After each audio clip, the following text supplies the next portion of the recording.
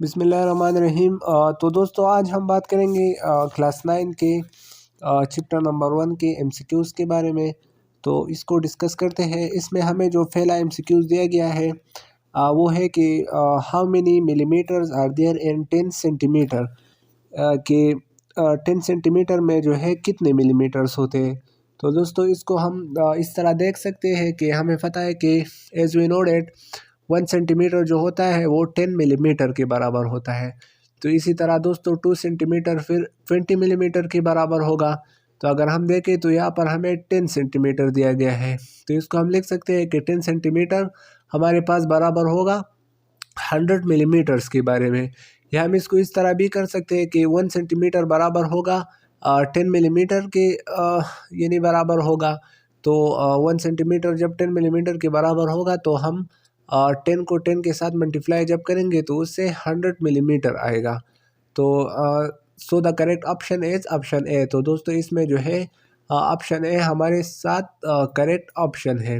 अब अगर हम एमसीक्यूज नंबर 2 को देखें तो यहाँ पर हमसे पूछा गया है कि इन मतलब करंट, फोर्स, लेंथ और मास माइक्रोमीटर को हम किस लिए यूज़ करते हैं कि हम किस को मेजर करें। हम करंट को मेजर करें, फोर्स को मेजर करें, लेंथ को मेजर करें या मास को मेजर करें।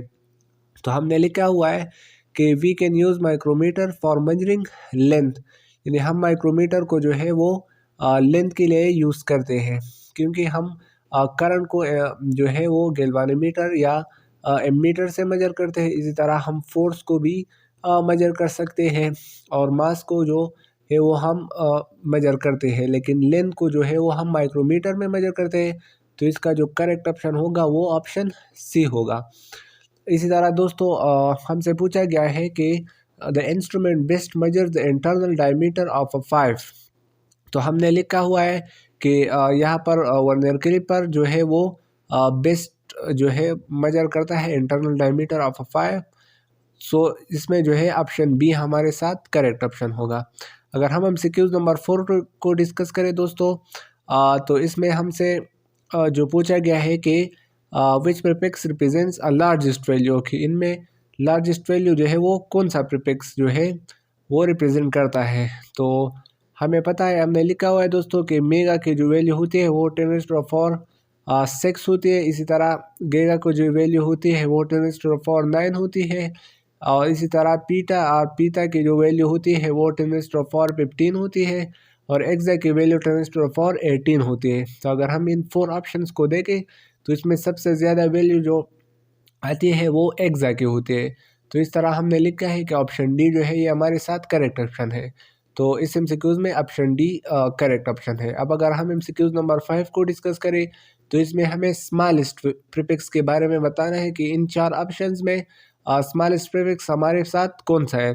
तो हमने सारे की वैल्यूज़ यहाँ पर लिखी हुई है। अगर हम देखें तो ऑटो जो है ये हमारे साथ सबसे स्मॉलेस्ट प्रीफिक्स है। तो इसमें ऑप्शन ए जो है वो करेक्ट ऑप्शन है। अब अगर हम एमसीक्यूज नंबर 6 को डिस्कस करें तो हमसे पूछा गया है कि इनमें आप बताएं कि 1 सिग्निफिकेंट डिजिट जो है इनमें कौन रिप्रेजेंट करता है। अगर हम ऑप्शन ए को देखें तो इसमें 2 सिग्निफिकेंट डिजिट है। अगर हम ऑप्शन बी को देखें तो इसमें भी 2 सिग्निफिकेंट डिजिट है, क्योंकि 6 के बाद पॉइंट आया है और फिर 0 है, तो इसमें 2 सिग्निफिकेंट डिजिट है। अगर हम ऑप्शन सी को देखें तो यहाँ पर भी 2 सिग्निफिकेंट डिजिट है। लेकिन अगर हम ऑप्शन डी को देखें तो यहाँ पर सिर्फ 1 सिग्निफिकेंट डिजिट है, क्योंकि इसमें जो साइंटिफिक नोटेशन में हम लिखते हैं तो उसको फिर हम सिग्निफिकेंट डिजिट में जो है काउंट नहीं करते। तो इसलिए यहाँ पर भी हमने लिखा हुआ है कि in scientific notation or standard form the figures other than power of 10 are all significant, यानी पावर ऑफ 10 जो होगा वो सिग्निफिकेंट नहीं होगा। तो इसमें ऑप्शन डी जो है हमारे साथ करेक्ट ऑप्शन है। अब अगर हम एमसीक्यूज नंबर 7 को देखें तो इसमें हमसे पूछा गया है कि आप बताएं कि which are the following digits show, sorry इसमें 4 है, ये 1 की जगह 4 है, कि इसमें 4 सिग्निफिकेंट डिजिट, यहाँ पर जो 1 हमने लिखा है शोज 1, इसकी जगह 4 है। तो कौन सा जो डिजिट है इन चारों में वो 4 सिग्निफिकेंट डिजिट को रिप्रेजेंट करता है। तो अगर हम ऑप्शन ए को देखें तो 1 2 3 4, तो इसमें 4 सिग्निफिकेंट डिजिट है। अब अगर हम बी को देखें तो इसमें 1 सिग्निफिकेंट डिजिट है। इसी तरह अगर हम ऑप्शन सी को देखें तो इसमें 1 2 3 4 5 6, तो इसमें 6 सिग्निफिकेंट डिजिट है। और अगर हम ऑप्शन डी को देखें तो इसमें सिर्फ 1 सिग्निफिकेंट डिजिट है, क्योंकि 0 जो होता है वो सिग्निफिकेंट डिजिट में काउंट नहीं होता, तो इसमें जो है सिर्फ 1 सिग्निफिकेंट डिजिट है। तो इस MCQs का जो करेक्ट ऑप्शन है वो ऑप्शन ए है। इसी तरह अगर हम MCQs नंबर 8 को देखें तो इसमें हमसे पूछा गया है कि यानी ये वैल्यू हमें दी गई है। अब इसमें हमें बताना है कि इसमें कितने सिग्निफिकेंट डिजिट है। तो ये तो वो पिछला MCQ जो हमने डिस्कस किया उसी तरह MCQs है, यानी हम पावर ऑफ 10 को जो है वो सिग्निफिकेंट डिजिट में काउंट नहीं करेंगे।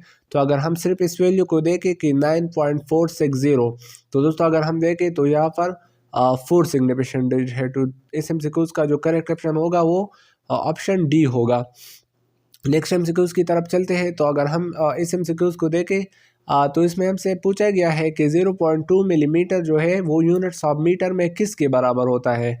तो अगर हम देखें एज वी नो डेट कि 0.2 मिलीमीटर इक्वल होता है, यानी हमने 0.2 को अपनी जगह पर लिखा हुआ है और फिर हमने मिली की वैल्यू लगाई है, वो होती है 10⁻⁻³ तो जब हम इसको इस फॉर्म में भी लिख सकते हैं कि 0.002 मीटर, क्योंकि 10⁻⁻³ है और पावर जब नेगेटिव हो तो उसको हम यानी डिसिमल को हम लेफ़्ट साइड में शिफ्ट करते हैं।